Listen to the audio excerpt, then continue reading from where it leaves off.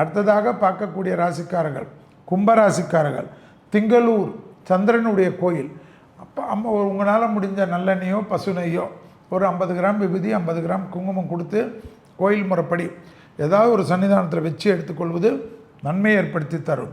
தொழில், உத்தியோகம், வியாபாரம், படிப்பு, பெரிய நம்பிக்கை, பெரிய அனுகூலம், ஏற்றத்தின் அளவு பன்மடங்காக உயரும். தொழிலில் காணப்பட்டிருந்த சிக்கல் தீரும். வியாபாரத்தில் அதிகரிக்கக்கூடிய காலகட்டம். பிள்ளைகளுடன் பூத கண்ணாடி ஆராய்ச்சி கூடவே கூடாது.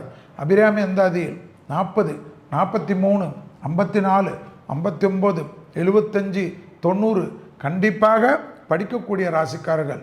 ஜென்மத்தில் ராகு, 7ஆம் இடத்தில் கேது. மன அழுத்தம் ஏதாவது ரூபத்தில் வரும், அசிரிட்டியால் வரும். வயிற்றுபத்திரத்தில் அதீத கவனமாக பார்த்து கொள்வது கும்பராசிக்காரர்கள். வயிறு அருணாக்கொடியை சுற்றி பாதம் வரைக்கும் உள்ள உறுப்புகளில் சிறிய உபத்திரம் பெரிதாகலாம். பாத சனி, உடற்பயிற்சி செய்யவில்லை என்றால் சுகர் பிபி எல்லாம் தார்மாராகி பயமுறுத்திவிடும்.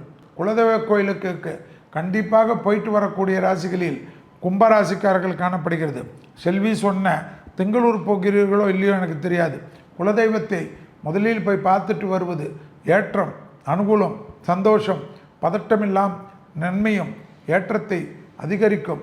கண்டிப்பாக புதிய முயற்சிகள் அனுகூலத்தை தரும். பெற்றோர் பெரியோருடைய நீண்ட நாள் கனவுகளை அதிகமாக பார்க்கக்கூடிய ராசிக்காரர்கள் கும்பராசிக்காரர்கள். இழுபறியாக இருந்த இந்த பொருள் வாங்கலாமா, அந்த பொருள் வாங்கலாமா, அதில் முதலீடு செய்யலாமா என்று தட்டிக்கொண்டே கடந்த ஆண்டுகள்லாம் போனவர்களுக்கு நீங்கள் நினைத்ததெல்லாம் ஜெயம் ஏற்படும். அதிக பொருள் சேர்க்கை, அதிக நகை சேர்க்கை, அதிக வியாபார சேர்க்கை ஏற்படக்கூடிய ராசிகளில் கும்பம் வரும்.